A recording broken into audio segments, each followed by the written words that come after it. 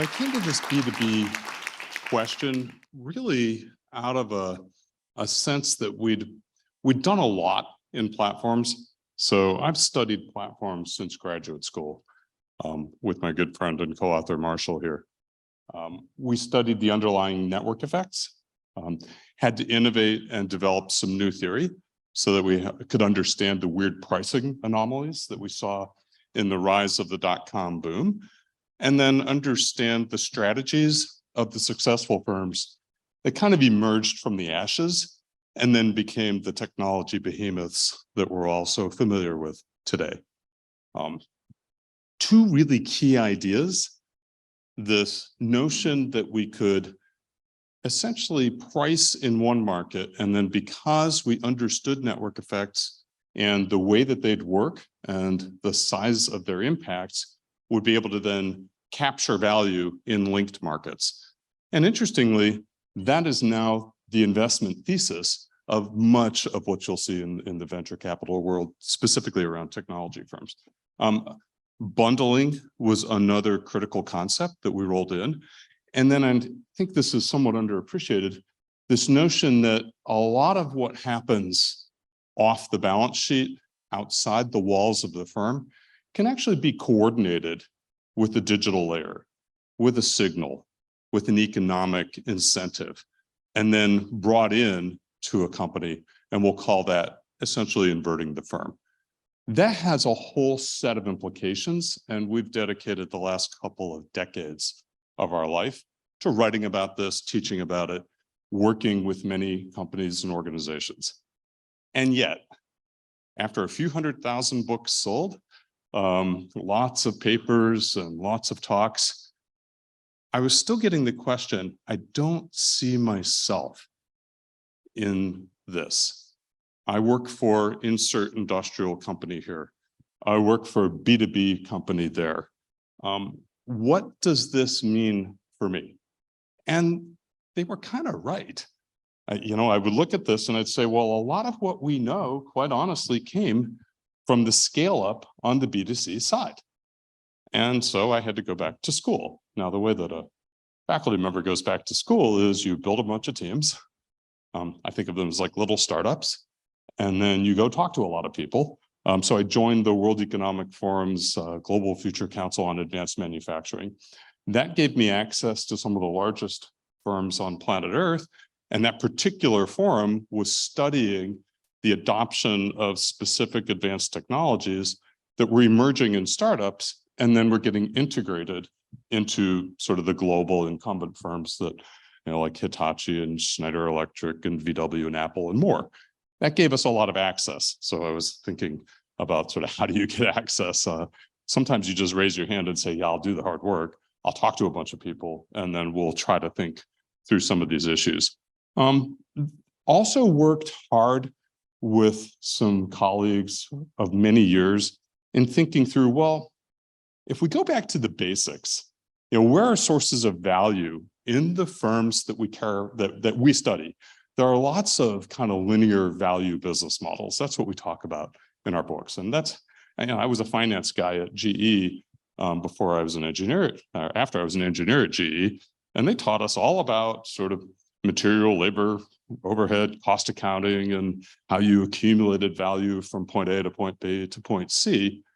And yet that doesn't really resonate because, of course, in a lot of the economy now, we have essentially an intangibles economy.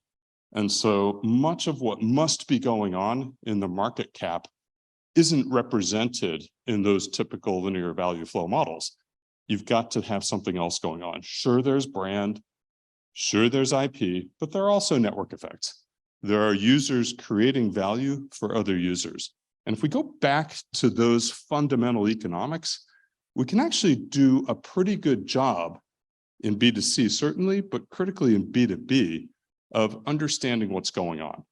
Because a lot of these firms will go to market with a really good service or product. And so the funny thing is, they'll come to me and they'll say, well, we want to build a platform.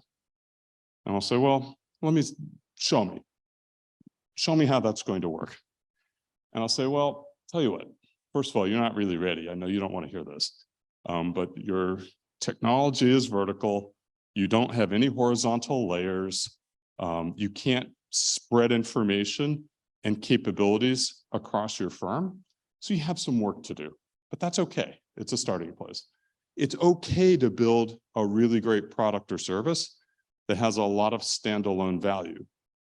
The mistake that you might make is then setting that into granite, because you ought to have a vision that says we're going to be able to go horizontal and we're going to be able to layer in new sources of value over time. And in our kind of lexicon of platforms, those new sources of value are coming from network effects. They're coming from the spillovers of users like me sharing value with Charles. So I'm going to just start calling on people because I'm a professor and I do that. Or animating ecosystems and then building cross-site network effect value through either new functionality or setting up markets. So then we go and we do a bunch of cases with our World Economic Forum partners. We build out typologies. We then do a bunch of simulation analysis to try to understand some of the dynamics. And then the current work is a kind of a deep dive into the market participants, lots of interviews, surveys, and then a data set of sort of every B2B platform that we can think of. And if you have more, send them our way. We've got a team and they'll start getting them categorized. So one of the things that really comes out is just the variability and how effective it is to go back to the first principles and say, sources of value map onto types. At the beginning, a lot of what you'll see as somebody calling themselves a B2B platform is really a technology stack that digitizes a set of previously physical processes. Great, you should do that. But on your map, as you start thinking about being a platform over time, there's your platform product roadmap that should have two more columns. First, or rather the middle column would be, okay, what are those collaboration tools that would allow for value spillovers and then value to accrue back to the platform? And then what is that ecosystem strategy that either allows for new functionality or allows for markets to be created? That's a critical component, and certainly think about all the technology you're developing to be able to enable that. In terms of some lessons, one of the things that really came out is just the different problem that B2B and B2C are solving for. So B2C largely, as you look at it, is solving essentially transaction cost failure, and it's a market failure. So you either don't have enough supply, enough demand, and so those need to be mobilized on one side or the other. You have congestion, or you don't have a safe market. And for those studies of Al Roth, you'll recognize all of those as sort of the way that you would design markets. B2B is a bit different. So many of the participants already know one another. They want to work with one another. It's just that a lot of the existing tech stacks are complex, so the integration costs are prohibitive.